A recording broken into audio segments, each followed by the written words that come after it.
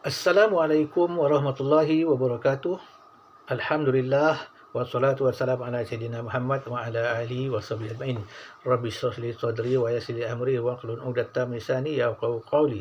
Subhanaka la ilma lana illa ma 'allamtana innaka antal alimul hakim. Pertama-tama kali marilah kita bersyukur kehadrat Allah Subhanahu Wa Taala kerana dengan limpah kurnianya kita masih lagi hidup dalam lingkungan iman Islam dan ihsan, dan sama-sama kita sentiasa bertaubat kepada Allah Taala akan segala dosa yang telah kita lakukan sama ada kita sedar ataupun tidak. Dan sama-sama kita memohon kepada Allah Ta'ala supaya menurunkan kita ilham-ilham yang baik supaya kita sentiasa berada di atas jalan yang lurus. Pada video yang lalu, saya telah menjelaskan secara ringkas tentang ilmu kalam. Ya, dalam satu reaction saya kepada pendapat Mufti Perlis, iaitu saya bersama saudara Dr. Mazhar, yang mengatakan ilmu kalam adalah satu ilmu yang tidak memberi manfaat, bahkan menjadikan orang itu menjauhi akan agama ataupun menjadi ateis. Reaction saya itu bolehlah dirujuk semula dalam link yang saya letakkan di bawah. Dan sebelum itu, marilah kita sama-sama subscribe video saya ini. Jika ada manfaat, kita sama-sama share, insya-Allah. Pada kali ini saya ingin menjelaskan tentang apakah ilmu kalam ini ataupun ilmu debat diharamkan oleh Islam. Ada segolongan daripada kita yang menolak ilmu kalam dan juga menolak kaedah debat dalam menyampaikan dakwah. Secara jelas, mereka ini digelar oleh setengah golongan sebagai Mujassimah ataupun Wahabiyah. Tapi bagi saya itu adalah istilah, kita abaikan. Golongan ini mengatakan debat ataupun ilmu kalam ataupun kaedah berbahas dalam menyampaikan dakwah ataupun dalam mencari kebenaran adalah ditolak ataupun diharamkan oleh Islam, ataupun salah satu daripada cara-cara yang tercela. Mereka membawa dalil antaranya iaitu satu hadis, hadis yang diriwayatkan oleh At-Tirmizi dan Ibnu Majah. Saya bacakan maksudnya. Tidaklah suatu kaum itu tersesat setelah mereka berada di atas hidayah, melainkan orang yang suka berdebat. Artinya secara mudah, orang yang suka berdebat ini adalah kaum yang sesat. Sesat setelah mereka diberi hidayah. Mereka diberi hidayah Islam, tetapi mereka salah dalam salah jalan. Jadi mereka berdebat menggunakan kaedah debat, menyebabkan mereka tersesat ataupun diangkat nikmat Islam daripada mereka. Baik, apakah kaedah debat ilmu kalam ini diharam total? Atau apakah kita nak memahami hadis tadi secara mantuk ataupun literal? Baik, untuk menjawabnya, marilah kita lihat dulu dua ayat Quran. Yang pertama, surah Al-Baqarah ayat 111 dan surah An-Nahl ayat 125. Saya bacakan saja maksud dia. Jikalau nak baca ayat-ayat Arabnya, bolehlah rujuk dalam Al-Quran. Surah Al-Baqarah ayat 111 mengatakan, serulah manusia kepada jalan Tuhanmu dengan hikmah dan pelajaran yang baik, dan bantahlah mereka dengan cara yang baik. Sesungguhnya Tuhanmu, dialah yang lebih mengetahui tentang siapa yang tersesat dari jalannya, dan dialah mengetahui orang-orang yang mendapat petunjuk. Baik, ayat ini mengatakan, serulah kepada Tuhanmu dengan jalan hikmah, dengan pelajaran yang baik. Artinya berdakwahlah, beritahulah orang-orang sama ada Islam ataupun bukan Islam, tentang kebaikan Islam itu sendiri, tentang kemuliaan Islam. Ajaklah mereka mengenal Islam. Maka Allah Ta'ala kata serulah, ajaklah.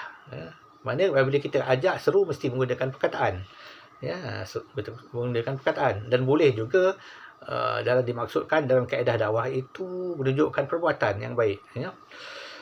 Kemudian jikalau ada bantahan daripada orang-orang yang kita dakwah, Seperti apabila kita menyatakan kebaikan Islam, mereka membantah. Mereka mengatakan Islam itu buruk. Ya, Islam itu tidak baik.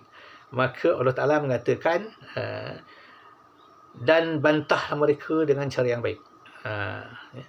Jawablah, bantahlah, ya, debatlah, tapi dengan cara yang baik. Ya, dengan cara yang baik, dengan cara yang hikmah. Seperti mana ayat tersebut, awal ayat itu mengatakan, suruhlah dengan jalan hikmah, bantahlah dengan hikmah. Ya. Dan Allah Ta'ala tidak berkata jikalau mereka membantah, berpalinglah pada mereka. Tidak. Allah Ta'ala kata bantahlah dengan hikmah.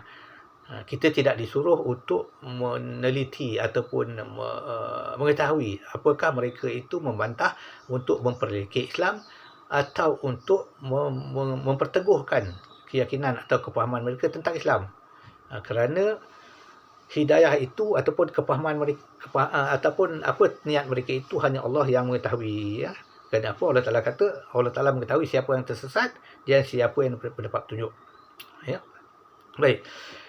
Kita tengok lagi satu ayat, iaitu surah An-Nahl ayat 125. Ini bermaksud, dan mereka Yahudi Nasrani itu berkata tidak sekali-kali akan masuk syurga kecuali orang-orang yang beragama Yahudi atau Nasrani. Demikian itu hanyalah angan-angan kosong mereka berkata. Angan-angan kosong mereka belaka. Maka katakanlah, ya, Allah Ta'ala kata kepada Nabi Muhammad, katakanlah, ya, wahai Muhammad, tunjukkanlah bukti kebenaranmu jika kamu adalah orang yang benar. Jadi ayat ini menyatakan orang Yahudi dan Nasrani klaim ataupun mendakwa mereka lah orang-orang yang akan masuk syurga. Tidak ada orang-orang yang lain. Ya. Allah Ta'ala mengatakan itu ada angan-angan kosong belaka. Ya, oleh itu Allah Ta'ala mengatakan itu angan-angan yang kosong. Tetapi untuk mempertegaskan, untuk membuktikan, ya, angan-angan itu kosong, Allah Ta'ala memerintahkan kepada Nabi Muhammad, ya, tunjukkan bukti kebenaranmu. Dengan arti kata yang lain, jikalau kamu kata kamu sahaja ahli syurga, maka datangkan bukti ataupun datangkan dalil, datangkan burhan, ya, supaya dapat dibuktikan mereka itu benar. Dengan arti kata yang lain, kita ajak mereka berbahas ataupun bermuzakarah untuk membuktikan apa yang mereka dakwa. Tetapi kita balik kepada ayat Al-Baqarah tadi, berbahaslah, tunjukkanlah kebenaran, tetapi dengan cara yang baik. Jikalau mereka menunjukkan bukti itu tidak valid ataupun tidak benar, maka kita bantah dengan cara yang baik. Baik. Jadi hadis Nabi tadi tidaklah boleh kita faham secara literal ataupun secara mantuk. Ya, kerana dua ayat Quran tadi telah menjelaskan, bantahlah, debatlah, ya, dengan cara yang baik. Ya, bukan dengan cara mengikut hawa nafsu ataupun sampai bertegang urat, sampai mencaci maki, mencela. Ya, tidak. Baik. Kita tengok pula apa yang dikatakan oleh Imam Mujtahid kita, iaitu Imam Asy-Syafi'i rahimahullah. Ya. Kata Imam Syafi'i, aku tidak akan berdebat dengan seseorang melainkan aku mengharapkan Allah Ta'ala menzahirkan kebenaran di atas lidahnya berbanding diriku. Ya. Dengan arti kata yang lain, aku tidak akan berdebat untuk cari kemenangan. Jadi Imam Syafi'i mengatakan, aku tidak akan berdebat melainkan, ya, untuk mencari keredaan Allah, untuk mencari kebenaran, untuk menegaskan kebenaran. Ya, jadi dengan arti kata yang lain, Imam Syafi'i tidak menolak akan debat. Ya, kerana beliau mengatakan, aku tak akan berdebat melainkan untuk mencari kebenaran. Mana dibolehkan mengikut ijtihad ataupun pendapat Imam Syafi'i, dibolehkan debat. Ya. Jadi dengan arti kata yang lain, hadis ini tidaklah menjadi dalil untuk kita mengharamkan debat. Ya. Tetapi debat yang diharamkan adalah kerana hawa nafsu. Kerana hawa nafsu. Iaitu untuk menegakkan kebatilan. Ya. Kita tahu kita ini salah. Dalil kita salah. Hujah kita salah. Tetapi kerana hawa nafsu, kerana tidak mahu dilihat kalah dalam debat atau dalam berkalam atau berjidal, kita tetap menegakkan benang yang basah. Kita pusingkan ke sana kemari ayat Quran. Kita gunakan dalil Quran dengan kaedah yang salah. Ayat Quran lain maksudnya kita bawa kepada untuk membenarkan kebatilan kita di dalam debat. Jadi naklah kita faham, debat ini tidak diharamkan secara mutlak. Kerana jika kita lihat dalam ayat-ayat yang lain, Quran yang lain, Nabi Ibrahim pun berdebat dengan Raja Namrud. Ia menggunakan logik akal ataupun menggunakan logik adat. Bila raja berkata, siapakah yang menghancurkan berhala-berhala kami? Nabi Ibrahim menjawab, tanyalah berhala yang besar itu, kerana kapak itu tersangkut di bahunya. Lepas tu Namrud berkata, tidakkah engkau tahu bahawa berhala itu tidak berkuasa? Maka jawab Nabi Ibrahim, apabila engkau telah mengetahui berhala tidak berkuasa, maka apa engkau menyembahnya? Itu maksud mafhumnya lah. Dan lagi contoh dengan Nabi Musa. Nabi Musa, apabila Fir'aun mendatangkan 2 orang, kemudian dibunuhnya 1 orang. Kemudian dia berkata kepada Musa, lihatlah, aku boleh mematikan seseorang dan aku boleh membiarkan seseorang itu hidup. Jawab Nabi Musa, cuba engkau alihkan ataupun terbitkan matahari ini daripada barat. Terdiam Firaun.